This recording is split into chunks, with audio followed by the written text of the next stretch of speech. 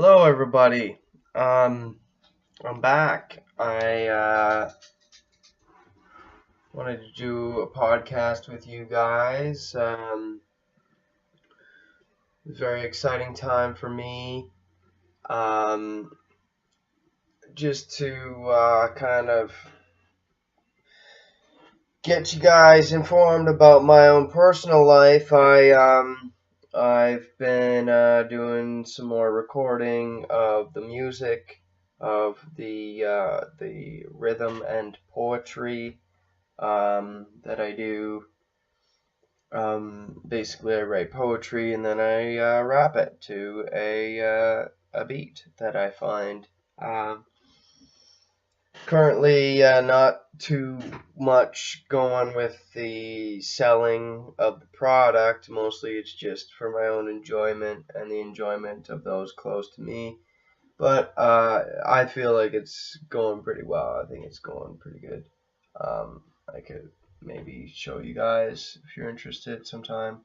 But also, I am moving towards trying to develop a bit of a community, a bit of a kind of spiritual community, kind of get people of like minds together to have mature and intelligent discussions about all kinds of sorts of things. I'm calling it like a college, like a mystery school almost, but it's kind of like gonna be, hopefully the meetings will be on Sundays and stuff like that, so a bit of a kind of churchy feel, but the whole idea is it would be generally to take away illusion and take away taboos and kind of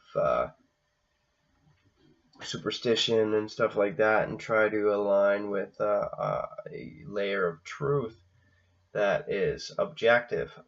So I understand a lot of people maybe don't agree with the type of stuff that I talk about, whether who's right and who's wrong.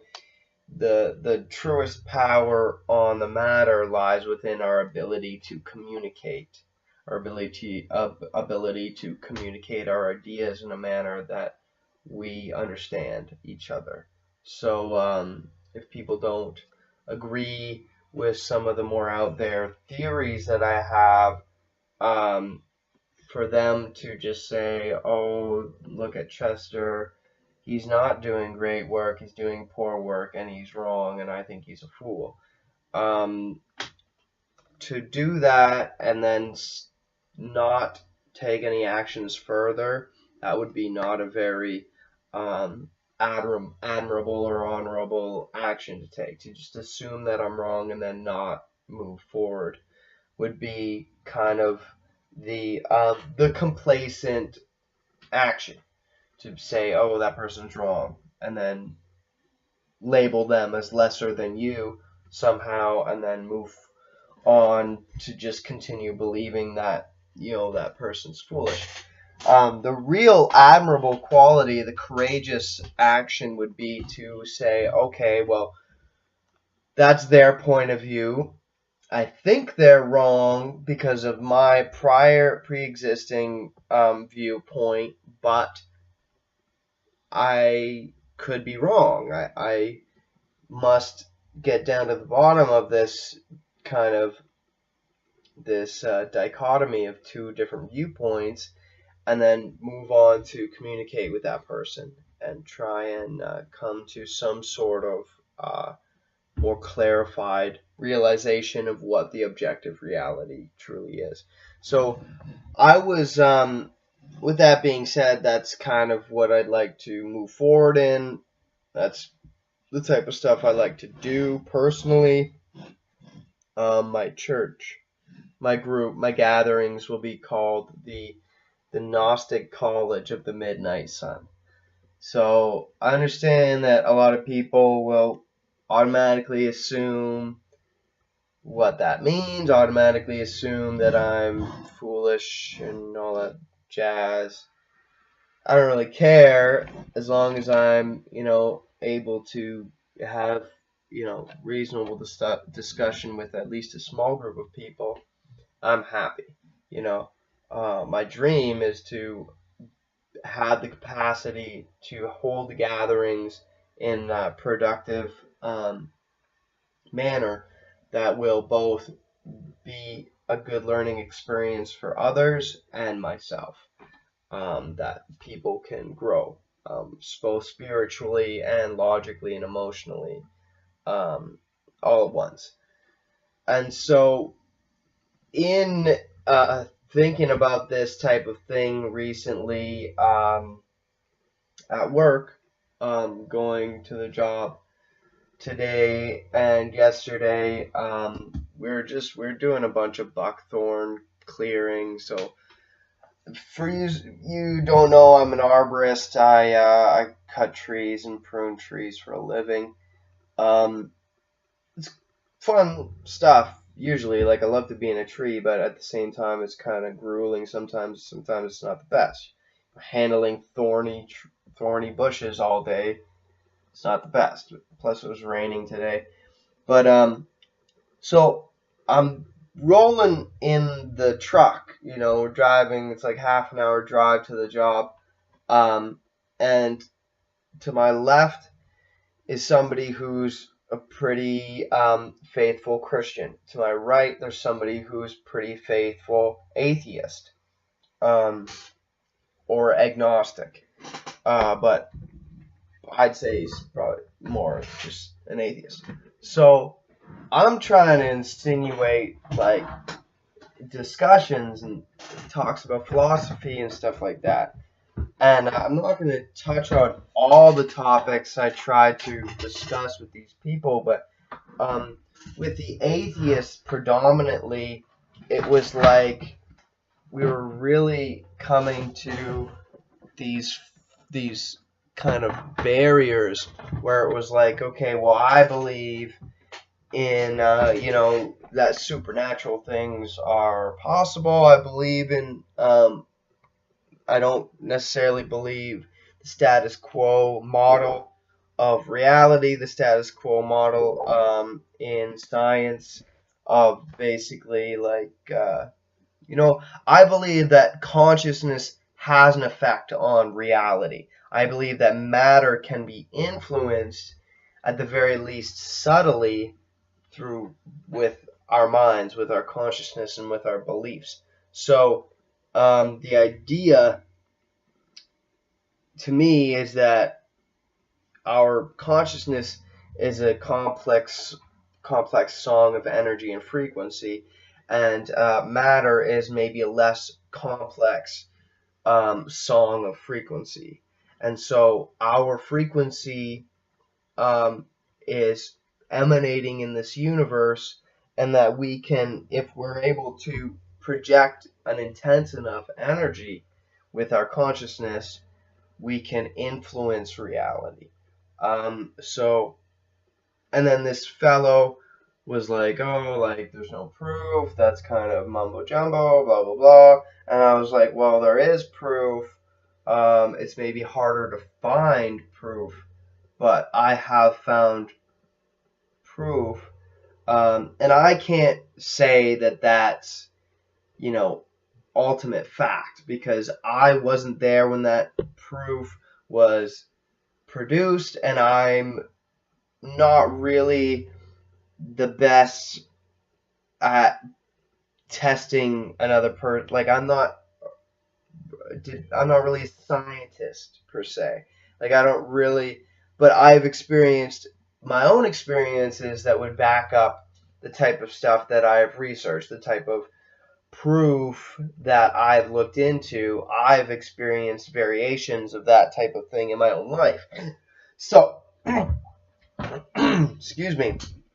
So it's kind of like this whole time I'm kind of being like discouraged, in my own thing, because I don't really like pushing my beliefs on people. I really like to express my beliefs and my views, but I don't really like to, say, oh, I'm right and you're wrong.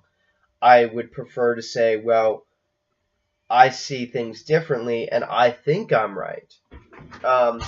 But with that being said, it's like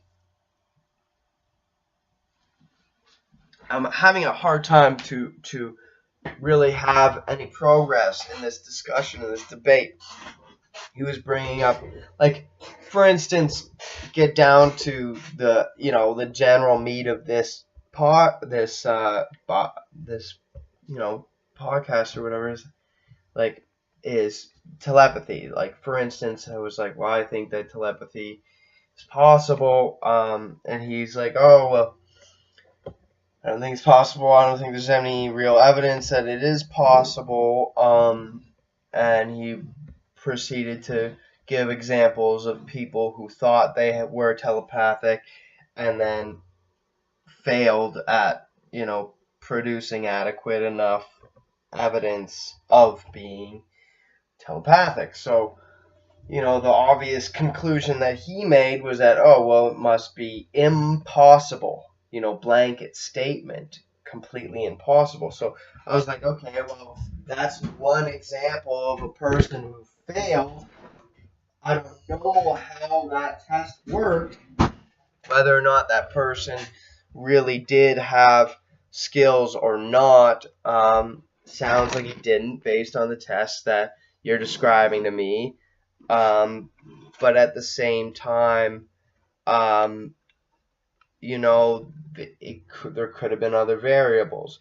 So, in the holographic model, the holographic universe model that I've kind of talked about a lot before, is that, like, there's tendencies in reality. There's a lot of tendencies of how things will most likely emanate in this reality, but it's kind of like a reflection of a deeper truth, is that this reality, that the concrete things, the matter, and the events and the situations are a result of a lesser recognizable but more real truth. And to me, that can be more accurately described as vibration. So, like I said before, the complex system of vibration and frequency that holds all the elements together that compose my molecules and my biology, and the even more complex design of the DNA that makes me human, that makes me a sentient being, a sentient biological life form, is that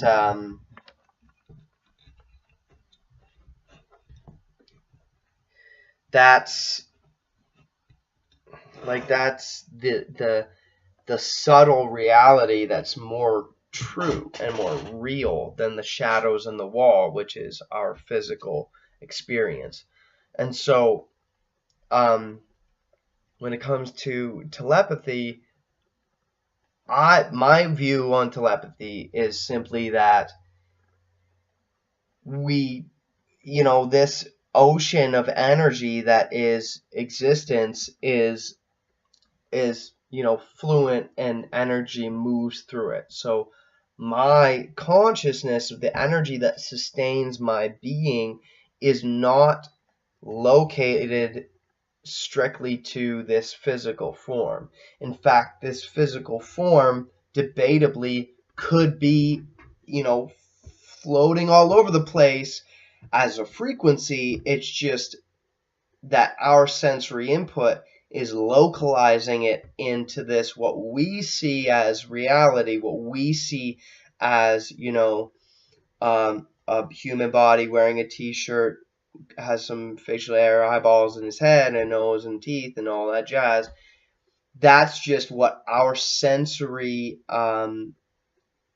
organs are converting into some electrical signals that's sending through our brain. Our brain is simply throwing together this picture of what reality really is. But reality could, I don't want to say could, I'm going to say is just a collection of frequencies, just a collection of really advanced and complexly designed frequencies and energies floating around together, right? So my essence per se, the the more real but more subtle form of who I am is floating around all over the place, just like all the other frequencies, right? So when he's saying like, oh, that this fellow who was trying to do tests on they were trying to test him, yada yada yada. It's like, well, okay, maybe that one guy failed at producing proof of his telepathic experience, but at the same time, um, your method of testing could have been flawed. That person could have just been egotistical. He could have believed himself to be,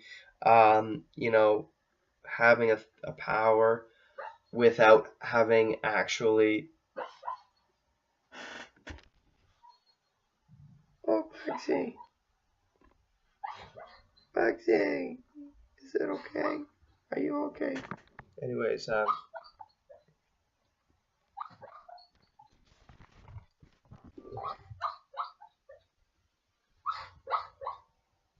oh, puppy. Anyways, so the idea that I'm getting is like, whether he had any skill or not, it's a spectrum, right? It's not like an on and off switch. It's not like one person automatically gets the ability to transfer frequencies of thought indefinitely forever, and other people just don't have that power. It's a spectrum. It's like a muscle, right? So there's that's kind of what I was thinking, and I was kind of trying to convey to this fellow. I was like, you don't really have any proof that we can't, and I would say that even just in my own life, I have proof that it is possible. But I think that there's objective cases of this happening, this type of thing happening. And I was bringing up there's this one test that John Hagelin talks about, the quantum physicist John Hagelin, where he's saying that group meditation has the ability to affect the mental frequency of the population around that group. That if you have enough people, which really doesn't have to be a huge amount of people, if you have enough people, you can affect the general mindset of people around you. And he did these tests, had some great positive affirmative findings, and it was like, oh, well, this is the results we got. And then he published them in a scientific magazine, was like, this is what we got. Why don't you guys all recreate this test and try and prove us wrong? And as far as he's saying, nobody did. They only came up with more and more proof that this is the thing. And so my friend was trying to say, oh, their tests were flawed, their tests were biased, like they're kind of doing a test, like the way they're collecting the statistics is like, is that it's a biased way of collecting. And so, like, I don't even know if this guy actually knew what he was talking about, actually looked into the tests themselves, but assuming he did, it's like there's still a huge dissonance of information there. It's like, well, how is this quantum physicist John Hagelin and a bunch of other people too, how can their entire perspective be so flawed? Is it that they're simply like they're just that wrong? Like, is it that they're just super delusional? Because there's a growing community of people who are learning to acknowledge these type of things. And it's like I in my personal experience, I've experienced like with my daughter, my little baby daughter, whom I'm not like really with all the time.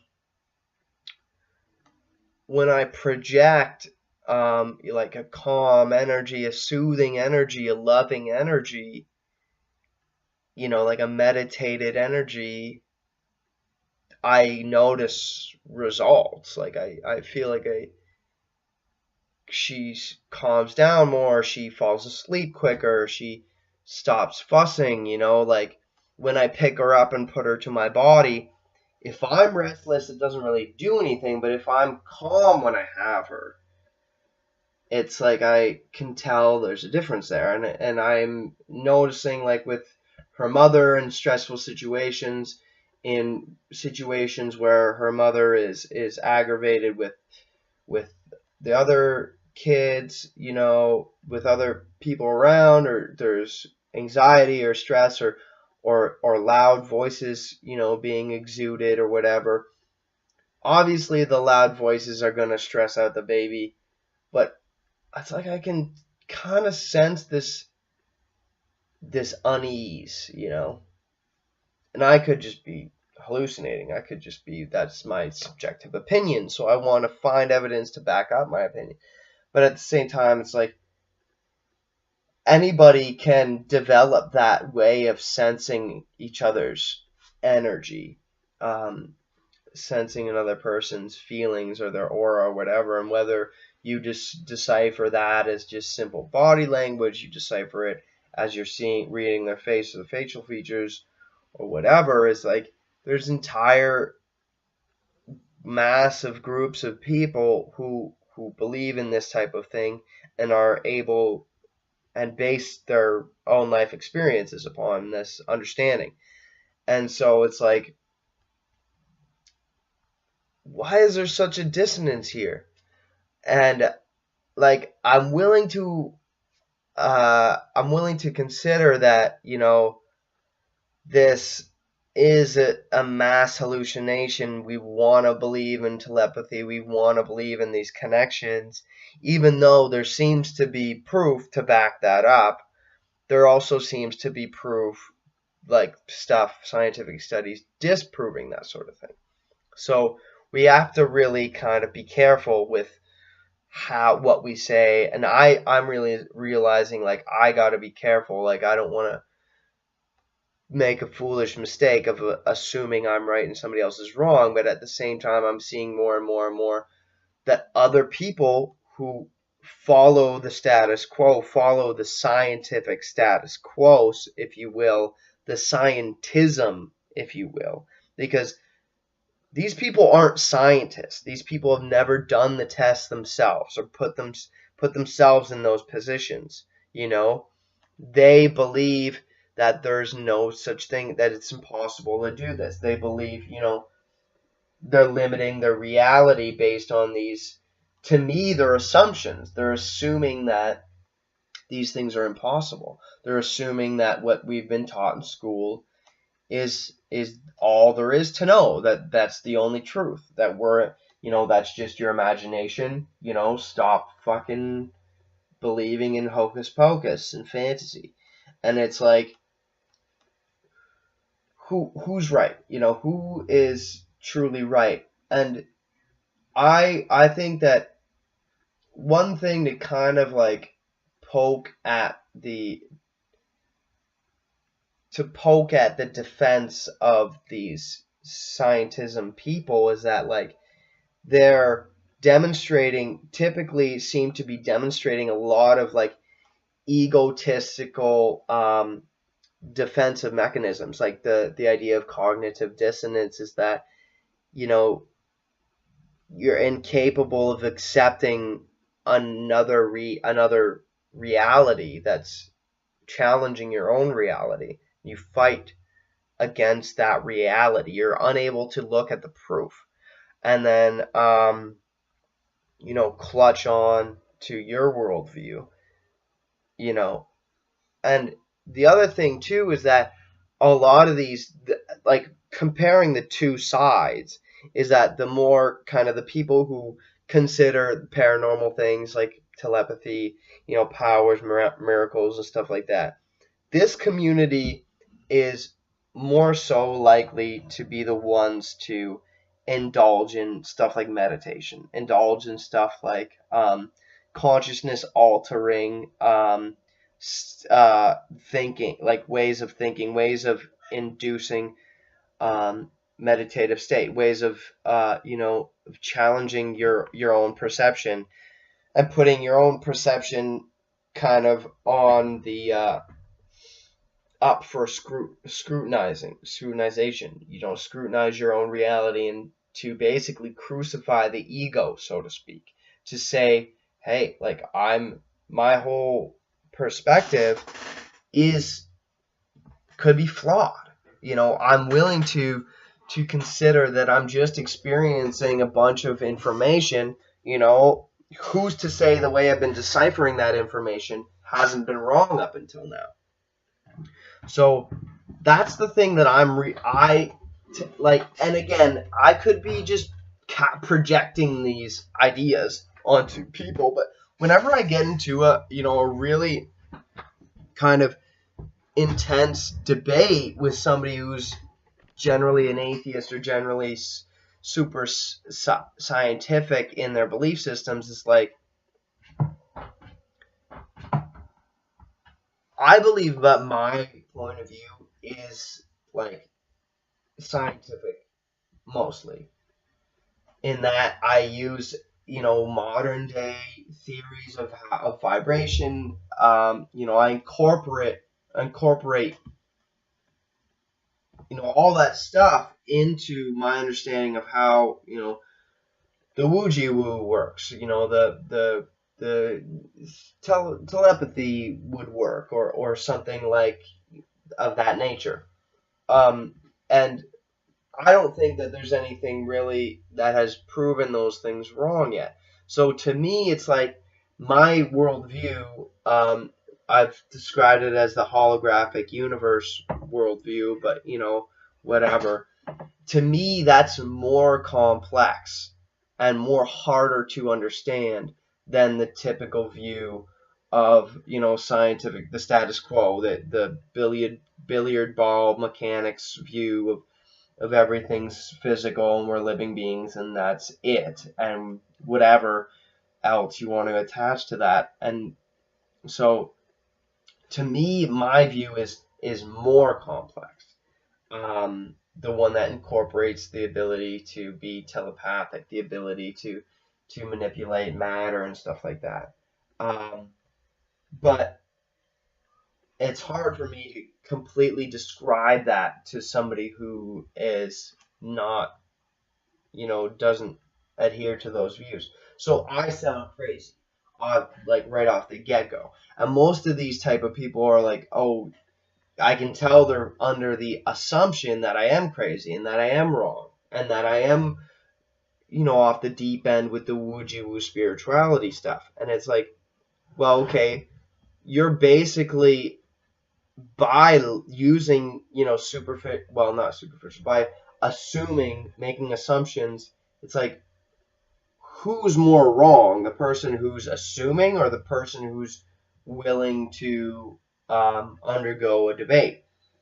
And it's interesting too, because during these debates, these really scientific people seem to ignore the versions of proof that I seem to be demonstrating, and the way they prove me wrong is by saying, well, that must have been done wrong. That must have been that test they did must have been wrong, or here's how they could have fucked it up. They must have done that, without being able to demonstrate that it was done wrong. So, and I understand, I could be wrong.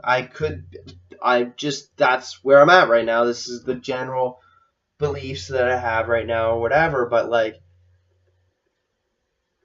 how to, it's a challenge. So back to the general idea of telepathy working and stuff like that is, for me, there's, there's these views that, well, for instance, there's the Institute of Heart Math is an intellectual scientific kind of group that has done a lot of studies on the frequency of the heart, well, the heart rate and the frequency of thoughts. So the idea is that they're testing thought frequencies, like what type of things the person is thinking about, and what frequencies their brain is emitting. And so the idea is that when somebody is feeling feelings of bliss, of happiness, of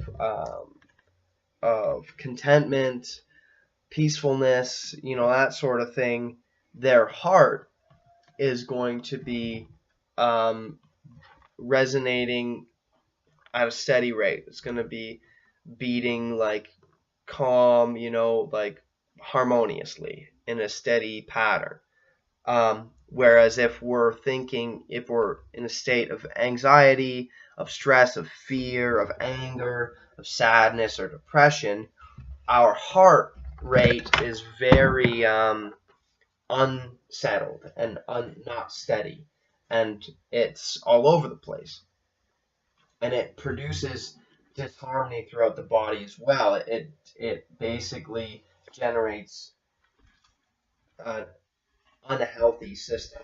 Our organs start to feel the negative effects being generated by this state of disharmony.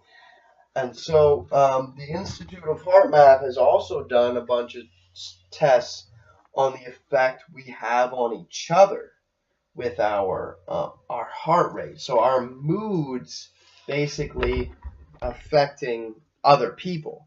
The idea is that they're trying to say that their tests that they're doing are demonstrating that the heartbeat of one person is affecting the heartbeat of another person, and in turn affecting their mood, affecting their brain frequency, and in subtle ways. And so they've tested this by having one person in a controlled state of a certain mood in one room, and then another person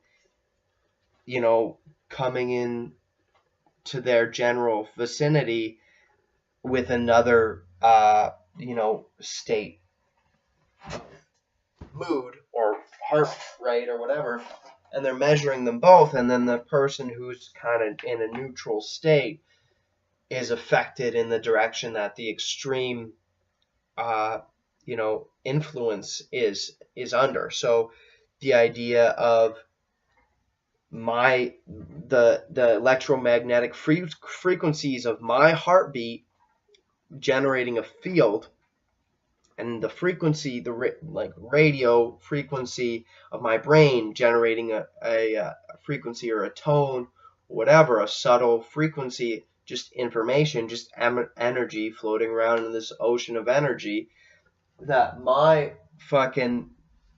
shit will affect somebody else's shit.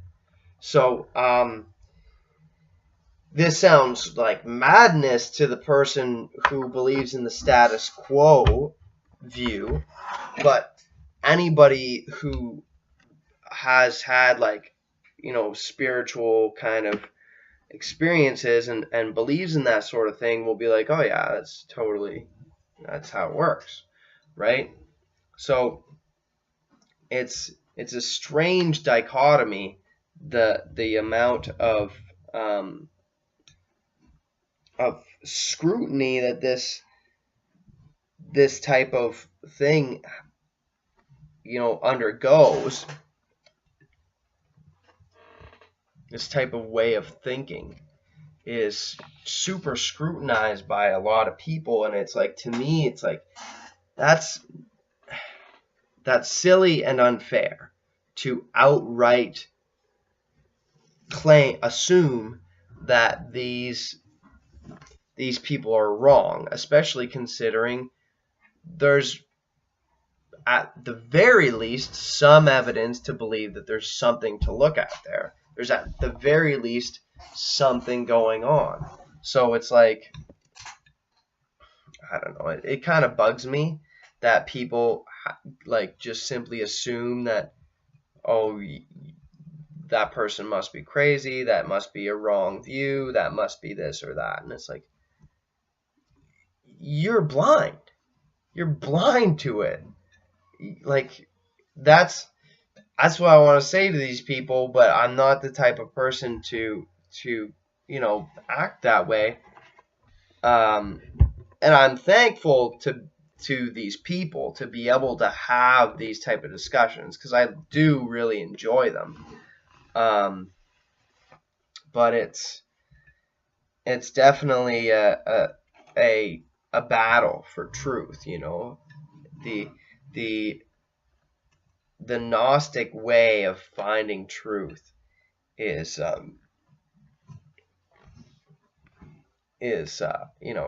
to break to, first of all, assume you're wrong, and then work towards finding out what's right. And then second of all, you have to be able to make sure that your method of finding truth is adequate, and that your method of communicating truth is adequate. Because even if you're accurate, you'll never be able to describe that to somebody who's inaccurate. And even if you're inaccurate, you'll never be able to understand somebody who is accurate. You have to be able to cooperate enough with another human being to communicate that truth. So, like, as far as telepathic experiences go, I've experienced a few things. Like, for instance, I've been with people who, the age-old thing where it's like you call somebody or text somebody and they're like, oh, I was just thinking about you. Or like you go, like I've showed up at somebody's house and like I knock on the door right when they're like, oh my God, I was just thinking about you. Like, or like I've literally gone to open the person's door. They didn't know I was home. I was just checking to see if it was unlocked. It was on a relationship status with this person, and I felt comfortable just going into their house. So I was literally just about to just walk in, and they came down and unlocked it. No, they opened the door or something like that, or I don't know. It's like, and multiple times this has happened without communication prior to these things happening. Without saying like, oh, like I'm gonna come over in 15 minutes or something like that. Like, just happens. I've experienced, I'd say more predominantly it's like a feeling. It's kind of like what the test of the University of Heart Math on the heart and the frequencies of emotions that the heart's producing, is that more so I'll feel as though somebody else is feeling this way, and it'll make me think a certain thought. And then the idea is like, should I assume that I'm accurately determining that person's thoughts, or should I just kind of like ignore that completely? And I think the best way is to just find a little bit of a middle ground there and say, well, this is what I think that person's thinking or feeling, but I'm not going to assume that it's correct until I have more evidence. And oftentimes I've had more evidence after that, right? Like after I've thought about what that person is thinking. So it's a strange dynamic. And some skeptics would say, oh, you're just looking for proof, or oh, you're just looking for a reason to back up your view. And it's like, I don't think that's the case. I think that there's more to it than that. I think that this reality is more complex than the limited status quo view. I think that we are more capable than the limited view. Like if you look at birds and shit and animals and stuff, they don't have a language to communicate, but they're communicating. They're most definitely communicating. And then you could say, oh, they're just using their instincts, their body language and stuff. Like that's part of it, right? That's part of this communication, but I feel as though they're communicating on a very dynamic level, more dynamic than just simply like, I want to get some food, like it's more complex than that. So there's another experience that I've had where I was under the influence of some substance, and I was hallucinating, and I thought that a group of people or one person was trying to tell me to punch another person, a big guy. Well, I didn't know he was big at the time because I was under the influence, but they wanted me to strike this person. And so I did, I guess. And so that's one of the only things I really remember about the occurrence, was that strong feeling of being asked to do it. And so I guess, the night went on, and I found, a bunch of crazy stuff happened, yada, yada, yada. But later, having had that experience and trying to discover what really occurred that night, because I heard a few different stories from different people about how elaborate this event took place. Like some people were like, oh, the guy punched you in the face after, and he threw you across, he threw you like 10 feet or something like. And some people were just like, oh, he just threw you, and some people were like, oh, he just yelled at you. And so it's like, okay, well, what really happened? So I was asking around. This one guy was like, oh, yeah, I was there. I was sitting with the guy. And the craziest thing was that I remember sitting there with this guy, and he was being a douchebag to everybody. He was being a bully. And I remember sitting there and thinking to myself, wow, I wish somebody would come and punch this guy right in the face. And I was like, you thought that? I was like, man, I heard you. And he was like, as soon as I thought that, you popped out of nowhere and you punched him. You just materialized out of the crowd and walked right up to him and punched him in the face. And I was like, I heard you. Like, I literally heard you say that, because that's the only thing I remember before doing, an action. And he was like, oh, that's nuts. And I was like, yeah, it's fucking nuts. You don't even understand how nuts it is. So I'll admit, I was under the influence, right? Like, it's, you could say, oh, that's all just hearsay. It's all bullshit, right? It's like, there are a bunch of people who have agreed with that type of thing with me. And either they're just trying to, cushion my ego, or try and support my delusions, if you will. It's like, I don't think we should write that off, that type of experience off, that type of reality, the potential for those things to happen and occur. Anyways, guys, I feel like it's time to end this discussion. As usual, I'll say, love is law, love under will.